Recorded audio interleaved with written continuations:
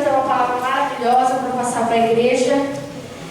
E peço que todos fiquem atentos, prestem atenção e que estejam aqui realmente focados, de corpo e alma aqui, focados naquilo que o Senhor deseja falar. Amém? Amém. Bom, hoje a gente vai aprender sobre o livro da Bíblia. E hoje eu vou contar a história inteira desse livro. Então se prepara, aceita pela minha história, porque hoje a gente vai aprender o livro inteiro de Oséias. Só que antes de começar, eu vou pedir para as obreiras me ajudar aqui a entregar um papel e uma caneta para vocês. Elas vão entregando para vocês e eu vou assim em seguida explicar o que a gente vai fazer no começo do culto e o que isso tem a ver com o desenrolar da história do livro de Oséias.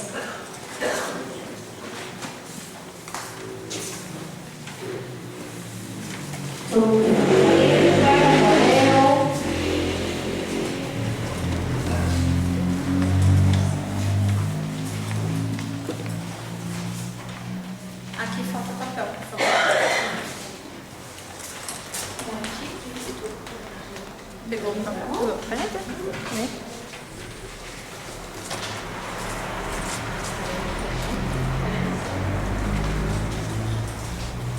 Todo mundo conseguiu pegar? Conseguiram certinho?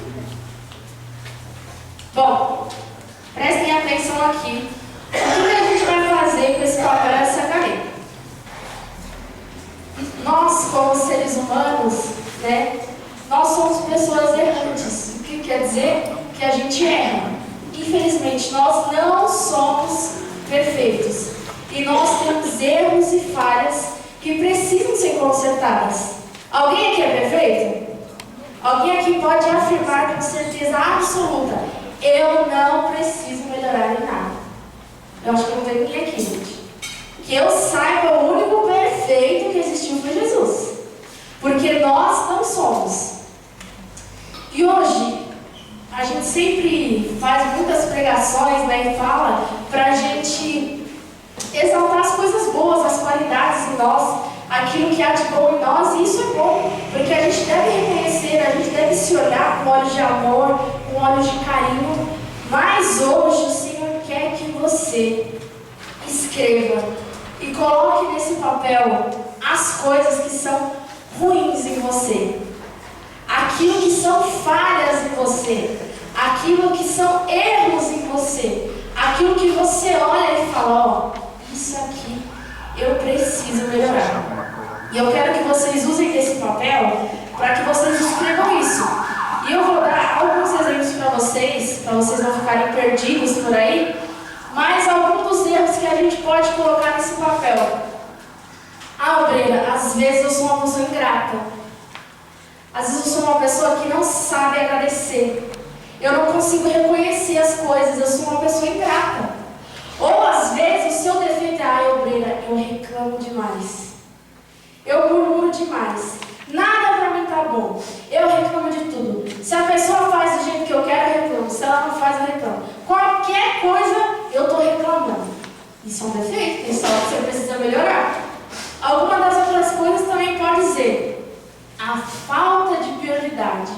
Às vezes você olha pra você e reconhece: obreira, eu não tenho prioridade com as coisas de Deus. Às vezes eu dou prioridade, eu coloco em primeiro lugar aquilo que não é de Deus. Às vezes a minha prioridade são as coisas de lá de fora, a minha vida pessoal, o meu trabalho, as coisas que eu tenho que fazer na minha casa. Às vezes aquilo é prioridade e não Deus. Se você reconhece, escreva aí: falta de prioridade. Alguma das outras coisas também é a raiva. Muita gente carrega raiva dentro de si. E a gente sabe que a raiva é um sentimento que corrói a gente por dentro. E às vezes você olha, obreira, eu sou uma pessoa que guarda muita raiva. Dentro de mim há muita raiva. E além da raiva, às vezes também tem a mágoa. Se você é uma pessoa que guarda muita mágoa, você só sabe lembrar das coisas do passado e não é aquilo, e não perdoa, coloca aí. Um dos meus erros e as minhas falhas é a mágoa. Às vezes o seu erro é a mentira. mentira. E às vezes a gente vê a mentira como algo muito grande, sobre mentir, sobre coisas muito grandes, e às vezes não. Às vezes você mente por coisinhas pequenas, conta uma mentira aqui, outra ali, e por mais que seja pequena, ainda é mentira. Então, se você reconhece isso, escreva. Às vezes também você pode olhar para você e ver que a fofoca é uma falha em você. A palavra de Deus já disse que a fofoca não vem de Deus. Fofocar, falar mal da vida do outro, não vem de Deus. Então, se você olha para isso e reconhece, olha, eu sou assim. Eu falo muito mal da vida dos outros. Eu gosto de apontar o dedo para o outro, mas odeio que apontem para mim. Então, coloca aí a fofoca, o orgulho. Eu dei muitos exemplos, gente. Mas cada um de vocês sabe aquilo que há no interior de vocês. Todo mundo aqui precisa melhorar. Então comecem a pensar, podem escrever. Se você já tem algo pensado, pode começar a escrever. E todos nós aqui temos coisas a melhorar. Então pensa coisas do seu dia, coisas que você sabe que é um erro, é uma falha, você precisa melhorar, porque todos nós temos coisas a melhorar. Então podem escrever, eu dei alguns exemplos. Às vezes você reconhece que você é uma pessoa que não sabe perdoar, você não se perdoa também. Ou talvez você reconhece que está longe do chamado de Deus. Isso também é uma falha. Quando você decide viver lá fora, ignorando o chamado que Deus tem para você. Então podem escrever. Eu vou dar mais uns 2 minutinhos para vocês terminarem de escrever. Eu quero que vocês escrevam e aí eu dou continuidade.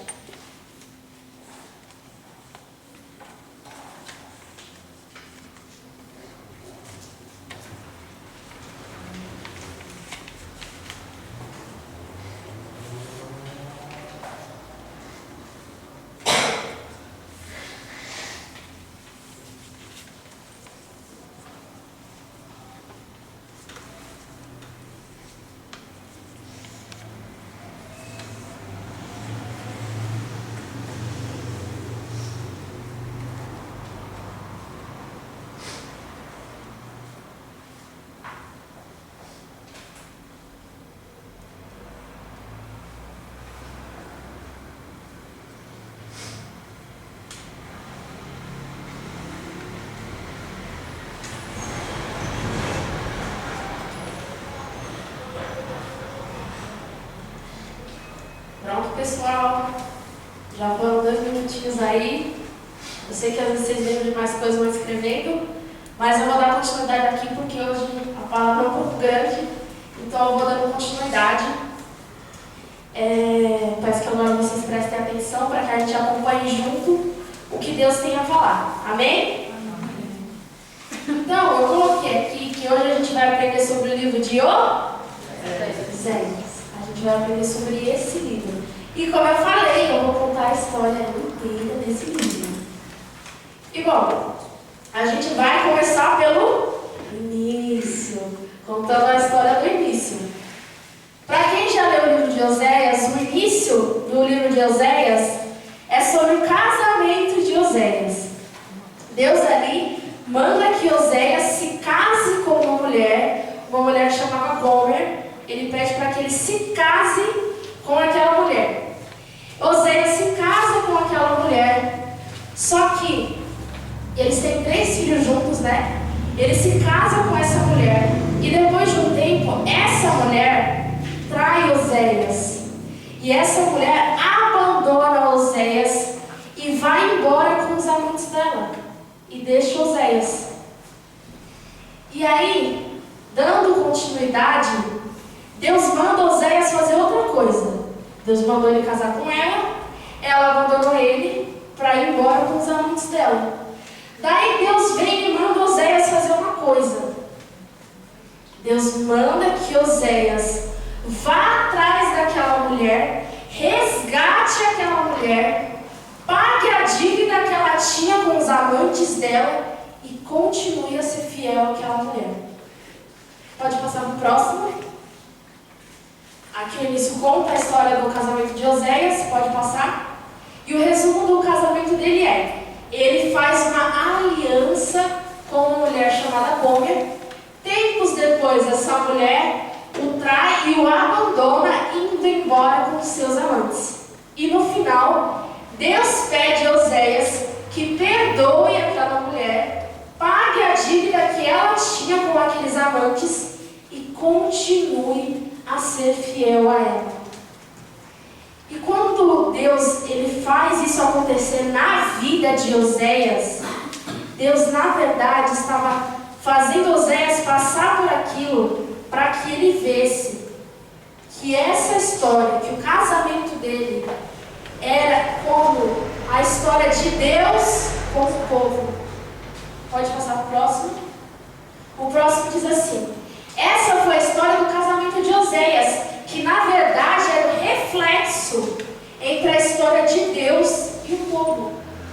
Porque a história de Deus e o povo era exatamente como foi o casamento de Oséias. Ali, ao começo, uma aliança que Deus faz com o povo. Depois o que acontece? O povo trai a Deus. E depois Deus perdoa, paga a dívida daquele povo pecador. E isso é o começo ali, o início da história do livro de Oséias. Pode passar para o próximo, por favor. A história de Deus com o povo, ela também é iniciada com uma aliança que Deus fez. Pode passar para o próximo. A aliança que Deus fez, a gente conhece muitas histórias, como a de Noé, como a de Abraão, onde Deus fez ali alianças com o homem. Mas eu quero lembrar vocês de uma aliança, que é a aliança que Deus faz com Moisés. Quando Deus entrega uma aliança para Moisés quando ele está no Monte Sinai. É um capítulo antes de quando Moisés escreve ali os 10 mandamentos. E eu vou ler aqui, está um pouquinho pequena a letra, mas eu vou ler para vocês. Está em Êxodo 19, do 1 ao 6. Essa aqui é Deus falando com Moisés. Deus fala com ele no Monte Sinai e ele entrega essa aliança entre Deus e o povo. E no capítulo diz assim: no dia em que se completarão 3 meses que os israelitas haviam saído do Egito, chegaram ao deserto do Sinai. Depois de saírem de Refidim, entraram no deserto do Sinai e Israel acampou ali diante do monte. Logo Moisés subiu o monte para encontrar-se com Deus, e o Senhor o chamou do monte dizendo: diga o seguinte aos descendentes de Jacó e declare aos israelitas: vocês viram o que fiz ao Egito e como os transportei sobre asas de águia e os trouxe para junto de mim. Agora, se me obedecerem fielmente e guardarem a minha aliança, vocês serão o meu tesouro pessoal entre todas as nações. Embora toda a terra seja minha, vocês serão para mim um reino de sacerdotes e uma nação santa. Essas são as palavras que você dirá aos israelitas. Isso aqui é Deus falando para Moisés, para que Moisés passasse aquilo para o povo. Naquela época não existia ainda, Jesus não tinha vindo, o Espírito Santo também lá na frente ia ser uma promessa. Então Moisés ele subia até o monte, Deus falava com ele, aí Moisés passava a mensagem de Deus para o povo. Era assim que funcionava. Existia um líder ali que Deus passava a mensagem para ele e ele mandava para o povo. E aquele líder ali do povo era Moisés. E Deus passou essa mensagem para ele, que era a mensagem de que Deus estava fazendo uma aliança com aquele povo. E a gente vai dar continuidade. O que aconteceu depois de Deus fazer essa aliança? Aqui a gente vai ver também sobre o significado de aliança. Eu coloquei aqui um termo em hebraico, eu não sei ler hebraico e nem sei dizer, mas eu digo que berit é o que significa o nome em hebraico. O termo original em hebraico, a palavra usada é berit, que remete a uma forte ligação ou laço que une os envolvidos. E também significa aqui que eu pesquisei é a iniciação divina. É um ato de amor e graça onde Deus escolhe se aproximar dos seres humanos para abençoá-los e guiá-los. E eu queria focar sobre isso aqui, que fala da iniciação escolhe. Então quer dizer que Deus, Ele olha para aquele povo, para os seres humanos, e Ele escolhe. Deus quis fazer uma aliança com aquele povo. Deus quis estar mais perto daquele povo para guiar eles. Era isso que significava aliança. A aliança que Deus fazia quando Deus escolhia, lá no trono de glória dele, escolhia fazer uma aliança de estar mais perto com o povo. E a gente dá continuidade aqui para a gente ver o que acontece depois. Como será que o povo responde à aliança que Deus fez?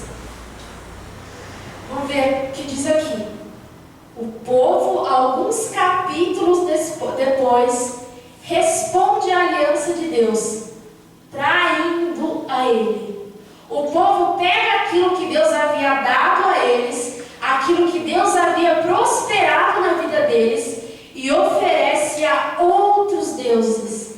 E isso acontece em vários momentos durante a história. Logo depois, se você acompanhar no livro de Êxodo, é quando o povo faz o bezerro de ouro. Quando o povo pega todo o ouro que eles tinham, Moisés está lá no monte. Moisés está lá ouvindo, falando com o Senhor, e Moisés estava demorando muito. Aí o povo sabe o que ele fez? Ele foi lá, juntou todo o ouro que eles tinham, e fizeram um bezerro, para adorar aquele bezerro. Ou seja, aquilo que Deus prosperou, aquilo que eles tinham, o povo fez, pegou, e vamos fazer um bezerro para adorar a um outro Deus, para adorar essa imagem aqui. Foi isso que o povo fez. Deus ali escolheu guiar aquele povo, escolheu chamar aquele povo como o povo de Deus, o povo escolhido por Deus. Olha que privilégio. Olha que fala que ali falou sobre o significado de aliança, que é pela graça de Deus. Olha o privilégio de ser chamado povo de Deus. Deus poderia ter escolhido várias outras nações na terra, mas Ele quis escolher aquela para ser chamado povo de Deus. E aí o povo responde àquela aliança de Deus traindo Ele. Ele responde àquela aliança pegando ali todo o ouro que eles tinham, derretendo e fazendo um bezerro de ouro. Porque a gente já acompanhou várias e várias vezes que essa não foi a única vez que o povo traiu a Deus. A gente vê várias e várias outras vezes na Bíblia. Inclusive, vamos ver no livro de Oséias que o povo sempre estava adorando outros deuses. O povo estava incrédulo, o povo estava traindo, o povo estava pecando. E a gente vê isso praticamente em todos os livros dos profetas, todos os livros que tem, não só dos profetas, em vários e vários livros. Qual que é a história? Deus fala com o povo, faz uma aliança com o povo, Deus fala, vocês são o meu povo, e o povo trai ele. Em vários livros você vai acompanhar essa mesma história. Só que, como eu falei, aqui, Deus, Ele manda Oséias se casar, né, como eu comentei, para que Oséias sentisse o que Deus estava sentindo. O que Deus sentia do que era ser traído, do que era fazer uma aliança com alguém e aquela pessoa te trocar, e aquela pessoa te abandonar e ir embora com outra pessoa. Eu acredito que existem muitas pessoas que são casadas aqui. Imagina o seu marido, a sua esposa te trair com outra pessoa, ir embora e te deixar. Te deixar com seus filhos, deixar você lá. E isso com certeza deve ser uma dor muito grande. A dor da traição, a dor da ingratidão. Deus, Ele faz Oséias passar por aquele casamento para que Oséias não só ouvisse o que Deus tinha para falar, mas que Oséias sentisse o que Deus estava sentindo, a traição que o povo estava cometendo. E eu quero continuar aqui, pode passar no próximo, que diz assim, ó: apesar de toda idolatria, ingratidão, quebra de aliança e falta de conhecimento, o Senhor ainda mandava promessas de perdão à casa de Israel. E assim, imagina você, casado, com seus filhos, a sua esposa ou seu marido, essa pessoa vai lá, te trai, te abandona, te deixa sozinho e você ainda perdoa ela. Pensa como deve ser perdoar alguém que te machucou tanto. O povo machucou e feriu o coração de Deus, entristeceu o coração de Deus, mas Deus ainda, com a bondade, a graça e a misericórdia dele, Deus ainda sempre entregava promessas de perdão à casa de Israel. Sempre. Sabe por quê? Porque o amor e a graça de Deus eram muito maiores do que o pecado daquele povo. O pecado daquele povo não era maior do que o amor que Deus tinha. E assim, apesar do amor de Deus e Deus mandar as promessas de perdão, o Senhor também trazia juízo ao povo, porque todas as ações que eles tinham haviam consequências. Isso é inevitável. Se você errar, se você pecar, vão haver consequências. Não porque Deus é ruim, Deus é mau e Deus vai te castigar, mas porque foram as escolhas que você fez. Então é claro que o juízo, o castigo, a lição sempre vão acontecer. Só que Deus escolhia perdoar e restaurar aquele povo. Imagina se fosse você. Pensa aí. Se fosse com você, o que você faria? Eu destruía todo mundo. Eu faria alguma coisa, eu ia destruir, explodir o planeta. Falar, não deu certo, vamos explodir tudo, fazer de novo. Esse povo aqui, ó. Se puder matar todos e fazer de novo, por favor, faça isso. Porque não dá. O nosso coração humano é assim. A gente, às vezes, sem perceber, nosso coração é vingativo. Se alguém faz mal pra gente, você fala, eu vou fazer pior. Eu vou fazer muito pior que aquela pessoa. Aquela pessoa machucou, me feriu, eu vou fazer pior.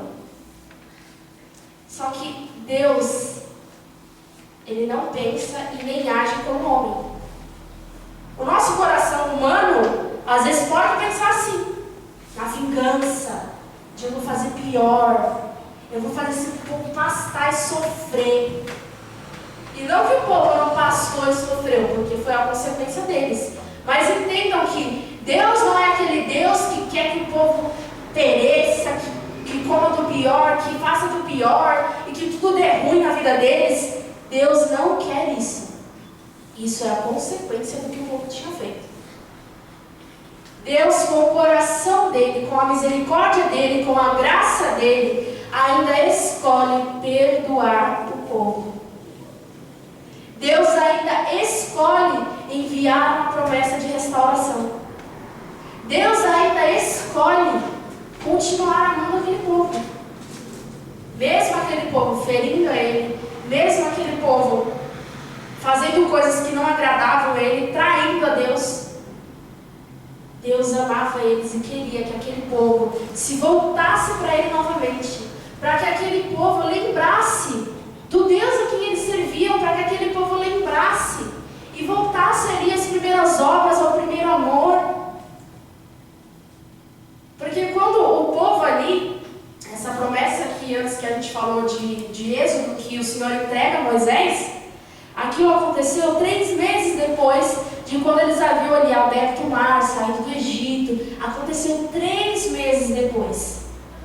Então o povo ali ainda estava naquele calor do momento de, nossa, Deus acabou de fazer um milagre, nossa, Deus fez isso, fez aquilo. Então o povo ainda estava no calor do momento, do que Deus tinha feito, das maravilhas de Deus. Só que o tempo foi passando, o teste do tempo foi passando. Foi passando. E aquele povo, ao invés de buscar mais a Deus, ele foi se acostumando a não adorar tanto a Deus. Ele foi se acostumando a não se achegar muito a Deus. Ele foi se acostumando a, em pequenos momentos eu vou adorar outros deuses. Em pequenos momentos ali eu vou fazer alguma coisinha de errado. Eu vou trair, eu vou cair em pecado. Ele foi se acostumando. Isso não foi do dia para a noite, foi aos poucos. Eles foram se acostumando com aquilo. E aquilo, aos poucos, foi rompendo a aliança que Deus tinha feito com eles. Aos poucos, a aliança que Deus tinha feito com o pecado foi sendo quebrada. Aos poucos. Não foi do dia para a noite. Porque quando o Senhor fazia milagre, quando o Senhor abria o mar, quando fazia cair comida do céu, maná do céu, nossa. O povo era aquele povo de fé, que glorificava e que adorava a Deus. Mas aí o tempo ia passando. E pensa, por mais que Deus guardava, estava com eles, o povo estava no deserto. Deve ser fácil ficar no deserto? Fala para mim, seja sincero. Se você tivesse que ficar 40 dias no deserto, seria fácil? Você tiraria de letra, seria a coisa mais fácil do mundo. Não ia ser fácil. Porque eles teriam que conquistar algo. Conquistar não é fácil. Só que aí, um pouquinho ali, um pouquinho aqui, o povo foi se distanciando e foi se acostumando com esse distanciamento. Por isso a gente vê diversas vezes, diversas vezes, o povo errando, o povo pecando, isso e aquilo vai virando normal. E é aí que a aliança deles é quebrada. E eu quero aqui passar para o próximo, que a gente vai entrar na metade do livro de Oséias. Até agora eu falei só o início do livro de Oséias. Essa aqui a gente vai entrar na metade. O início, recapitulando, é sobre o casamento de Oséias. Sobre o casamento dele, que Deus faz essa analogia, esse reflexo do casamento de Oséias com a relação entre Deus e o povo. Pode passar para o próximo. No meio do capítulo de Oséias, ali em torno do capítulo 4, até mais ou menos o capítulo 12, 13. Olha quantos capítulos. Bastante capítulos ali. O livro tem 14 capítulos, tá, gente? Do capítulo ali 4 até mais ou menos o 13, é praticamente Deus pontuando e falando tudo que aquele povo estava fazendo. E ali Oséias, o profeta daquela época, ele foi um profeta na época de um dos piores reis que já tiveram na vida, que foi Jeroboão. Um dos piores reis, uma das piores épocas. Ele era um dos profetas naquela época. E ali, nesses capítulos, o Senhor ele vai pontuando tudo aquilo que o povo estava fazendo. E são muitas coisas, mas eu coloquei somente algumas aqui. A primeira foi o adultério espiritual.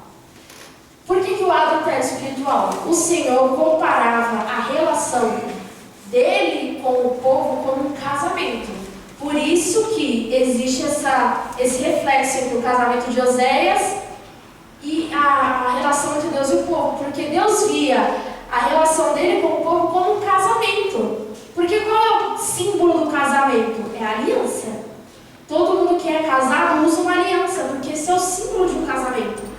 Então Deus comparava aquilo, a relação dele com o povo, com um casamento. Então o Senhor fala ali que um dos pecados, uma das coisas que aquele povo fez foi o adultério espiritual. Por quê?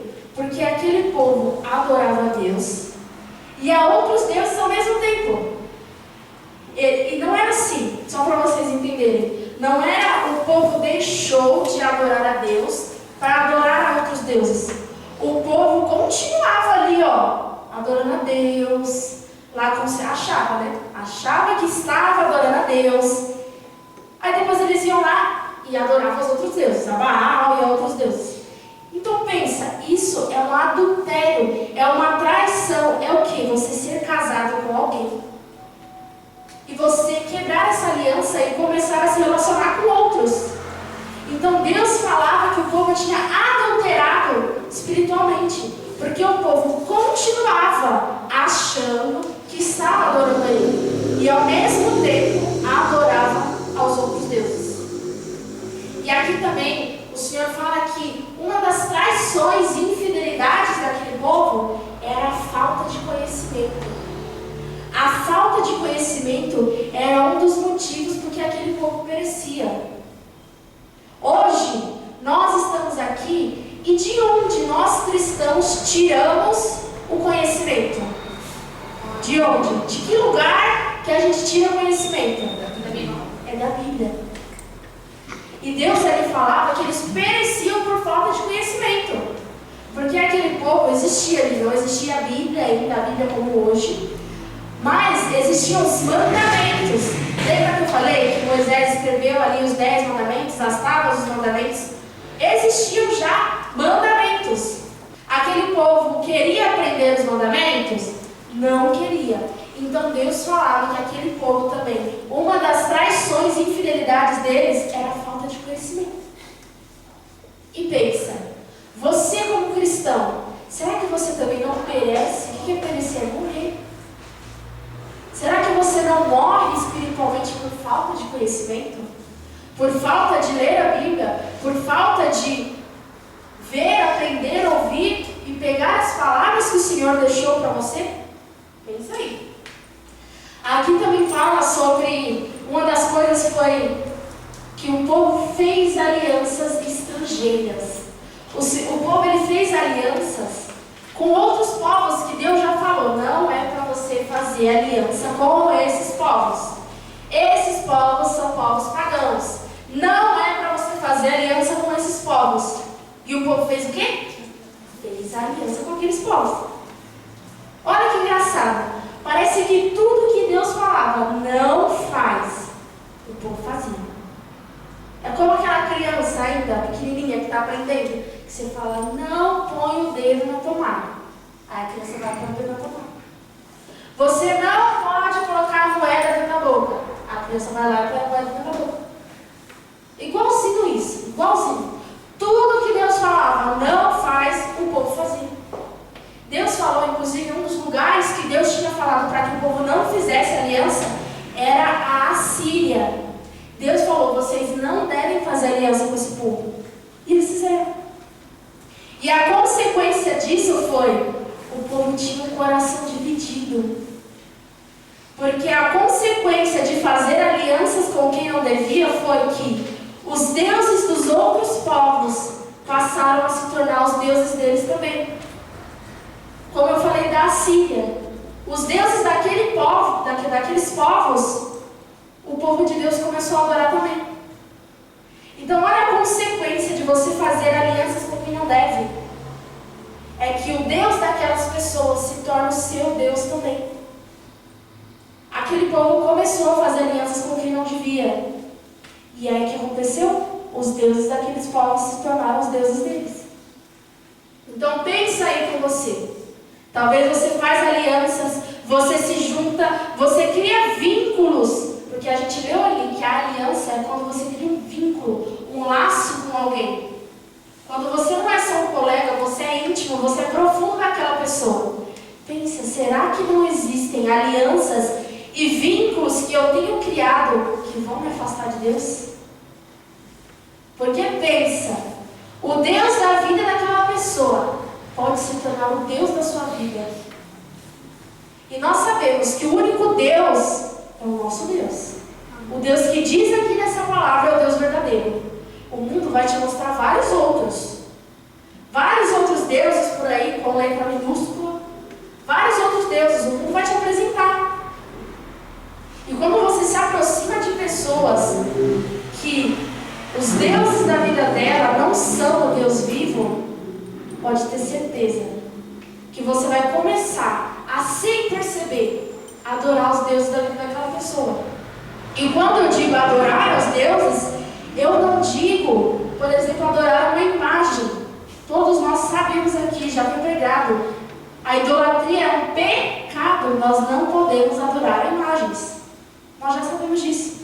Isso não tem conversa, todos nós já sabemos e já foi pregado várias vezes. Mas quando eu digo adorar os deuses de outras pessoas, quer dizer que o quê? O que é prioridade na vida daquela pessoa? Se a prioridade dela não é Deus, ou por exemplo, a prioridade dela é o dinheiro é o Deus da vida dela. Se por exemplo, aquela pessoa, a prioridade dela não é Deus, mas a prioridade dela é a beleza, é a estética, quer dizer que a vaidade é o Deus da vida dela. Se aquela pessoa não é Deus que está no primeiro lugar da vida dela, e sim as redes sociais, quer dizer que a popularidade é o Deus da vida dela. Então pensa, reflita, pensa aí, você faz aliança com quem? Quem são as pessoas próximas de você?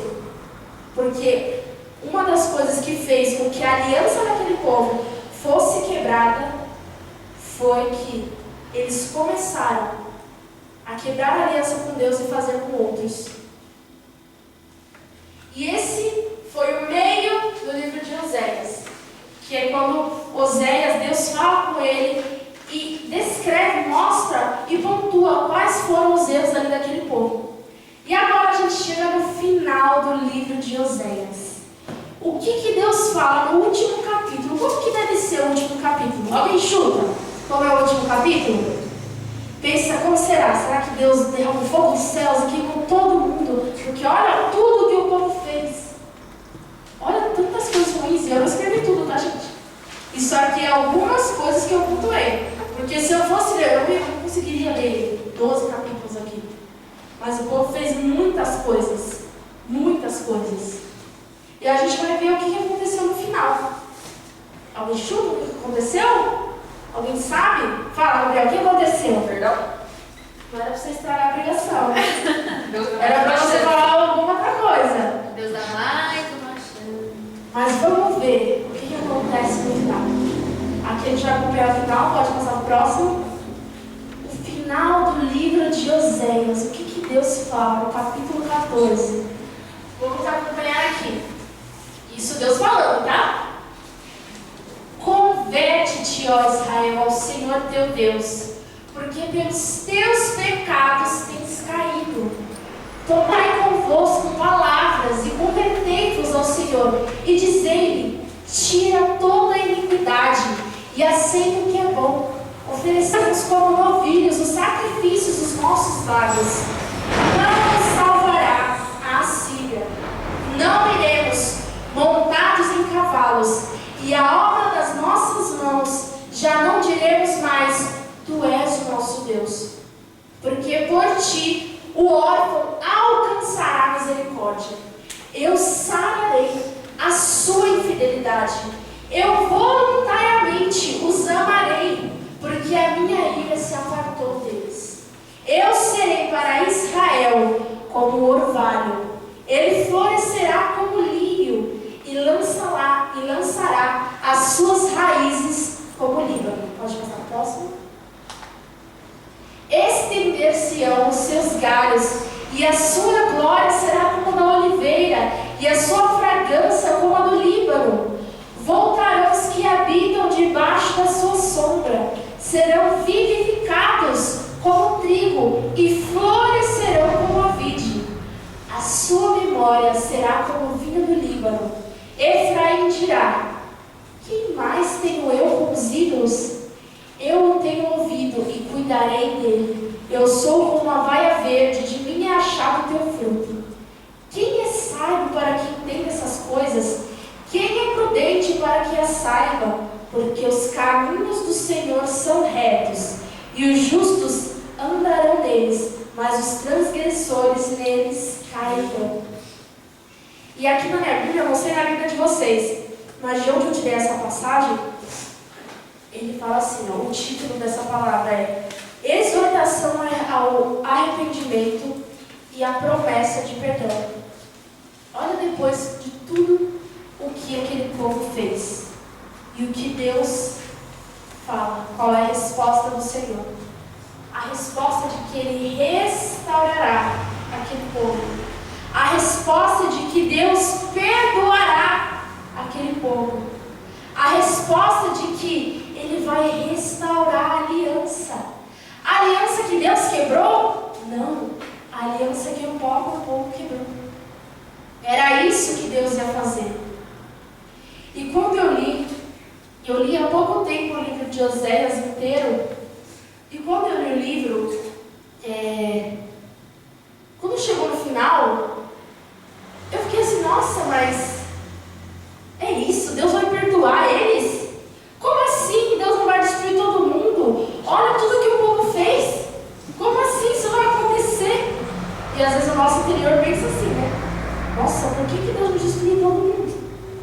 Por que toda vez Deus está falando aqui tudo que eles estão fazendo de errado? Tudo que eles estão fazendo de errado. Mas aí Deus vai lá e perdoa. E às vezes você não é assim. o nosso coração deve ser segundo a vontade do Senhor. E o coração de Deus não é vingativo. O coração de Deus não é cheio de raiva. O coração de Deus não é cheio de mágoa. Então, se você passa por situações e você só sabe sentir raiva, só sabe sentir mágoa, não sabe perdoar, pensa que o seu coração não está sendo segundo a vontade de Deus. Então aqui, quando eu li esse final dessa história, claro, a gente brinca, né, falando, nossa, porque Deus não destruiu todos eles. Mas quando eu li, eu vi, sabe, o que Deus falou àquele povo, mesmo depois de tudo que o povo tinha feito. Aquilo ali só demonstrava uma única coisa. E eu quero colocar aqui para vocês. Aquilo mostrava o amor de Deus. Somente isso. Era somente o amor de Deus. E aqui está escrito assim: esse é o amor que nenhum de nós é capaz de explicar. Que nós, com a nossa compreensão humana, jamais iremos entender o tamanho do amor e da misericórdia do Senhor. E a gente nunca vai entender. Nunca vai entender o tamanho, como o Senhor ainda consegue amar alguém que machucou o coração dele. Como o Senhor ainda consegue perdoar alguém que traiu ele. Como o Senhor ainda consegue levantar promessas de perdão para um povo que só errava, que só pecava. Como? Isso é simplesmente e puramente pela graça e misericórdia do Senhor. Eu já falei também sobre Paulo muitas vezes aqui, né? Mas uma das palavras de Paulo que acho que todos conhecem é que a salvação é pela graça. E é justamente por isso. Por que a salvação é pela graça? Porque nós somos como esse povo. A gente não merece. Aquele povo, sejam sinceros, aquele povo merecia o perdão de Deus? Não, o povo não merecia. Aquele povo merecia o amor de Deus? Não, o povo não merecia. Mas mesmo assim, o Senhor amava e perdoava eles. Quando aquele povo quebrantava o coração deles e olhava e via que o que eles estavam fazendo era errado, o Senhor perdoava, o Senhor amava, o Senhor abraçava, o Senhor restaurava. Era isso que Deus fazia. E quando Paulo fala ali que a salvação é por meio da graça, é porque nós não merecemos. Nós não merecemos o amor que Deus nos dá. Porque nós somos como esse povo. Como eu pedia para vocês, a gente escreveu o que no papel? As nossas falhas, os nossos erros. Para a gente ver e olhar que nós não merecemos, nós somos imperfeitos. Nós não merecemos o tamanho do amor que Deus nos dá. E aquele povo não merecia, mas Deus ainda perdoou. Mesmo aquele povo quebrando a aliança, mesmo aquele povo traindo a Deus, o Senhor perdoou. E também, quando eu olho sobre essa questão da graça, do amor, da bondade, da misericórdia do Senhor, eu me sinto até constrangida, gente.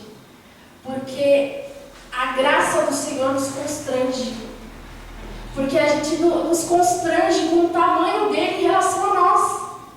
E às vezes você pode até pensar, como um Deus tão grande, tão maravilhoso, tão cheio de glória, pode amar alguém como eu? Justamente pela graça. Porque se fosse por mérito, ninguém aqui mereceria. Se a salvação fosse por mérito, ninguém seria salvo. Se a misericórdia de Deus fosse por mérito, ninguém receberia dela. Então que a gente entenda que esse amor, que essa graça, ela nos constrange porque ela é de um tamanho que a gente não pode imaginar. Que não é mensurável. O que quer dizer isso? Quer dizer que não tem como medir. Não tem como medir o tamanho do amor de Deus para o filho dele. Não tem como. E é esse amor que Deus coloca na sua vida. Aleluia. É esse amor que Deus quer oferecer e colocar na sua vida. É esse amor que não tem tamanho, não tem medida. vida que Deus quer colocar na vida de cada um aqui. Porque a história do casamento de Oséias, a história do povo de Deus também é igual à nossa história. A história de que Deus entregou o filho dele, entregou Jesus naquela cruz, e a gente ainda assim machucou e feriu o coração de Deus. Porque ali, Jesus sendo entregue naquela cruz, e a morte dele, a entrega dele, foi ali o Senhor pagando a dívida que a gente tinha. A dívida que a gente não podia pagar. A dívida que a gente não tinha forças para pagar. Mas o Senhor entregou o filho dele e pagou essa dívida. E o que você faz com isso? Você honra esse tamanho amor e graça que o Senhor coloca na sua vida? Porque Deus, Ele deposita isso. Todos nós aqui recebemos promessas de cura, de salvação, de transformação, mas essas promessas só serão cumpridas através da fé. Essas promessas só serão cumpridas se você permitir. Porque Deus aqui, Ele fala sobre a promessa de perdão. Deus fala que sim, vai perdoar, se aquele povo decidir ser transformado. E o que você decide? O que você decide? Você quer ser transformado? Você quer receber desse amor? Você quer receber dessa graça, dessa misericórdia, dessa bondade que o Senhor deposita na sua vida? No começo do culto eu pedi para que vocês escrevessem isso. E eu pedi para que vocês escrevessem as suas falhas e os seus erros. Quero que vocês peguem esse papelzinho agora, todos vocês. Peguem o papel que vocês escreveram. Pode pegar aí.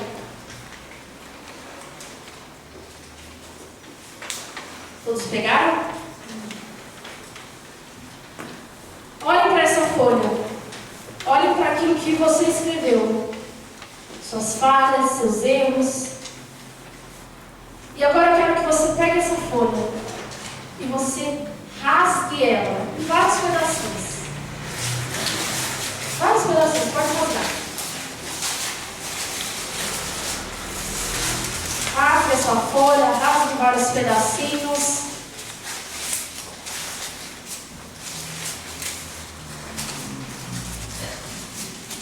Todos rasgaram?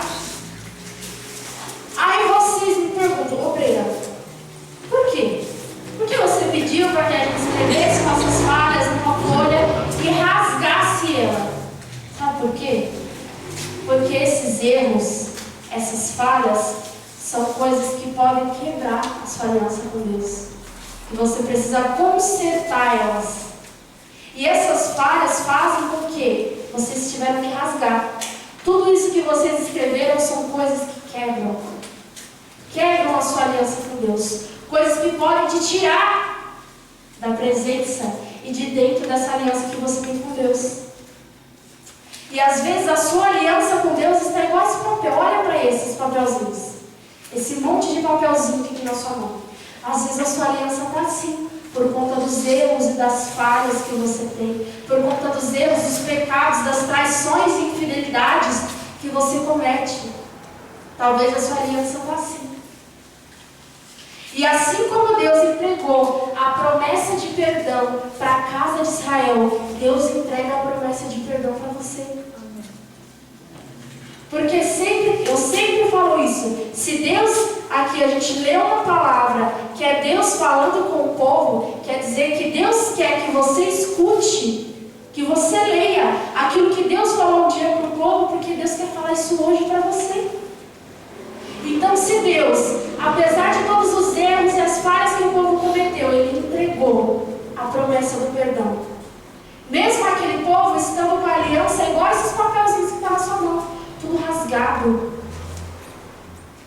por conta das falhas e erros daquele povo. As falhas e erros e pecados e infidelidades fazem isso com a sua aliança. Aquilo que você escreveu naquele papel e rasgou, é para você ver que os erros, as infidelidades e as falhas quebram, rasgam a sua aliança com Deus. E hoje Deus quer convidar vocês para restaurar essa aliança. Deus quer restaurar a aliança que Ele fez com você. Deus quer te entregar o perdão. Deus quer perdoar. Deus não quer o seu mal. Deus quer perdoar. E se você, com o seu coração disposto, vai olhar isso aqui, ó, porque a gente vai orar sobre isso e vai entregar. Deus, tá quebrado, tá sujo, tá ruim, eu errei, mas eu entrego. Eu entrego isso aqui para o Senhor, porque é só isso que eu tenho para oferecer. É só isso que eu tenho agora. Uma aliança quebrada e um coração quebrantado, é só isso. E é só isso que basta. É só isso que basta, um coração quebrantado. É só isso que Deus quer. E Deus quer que você reconheça o tamanho do amor que Ele tem e diga sim para esse amor. Amém?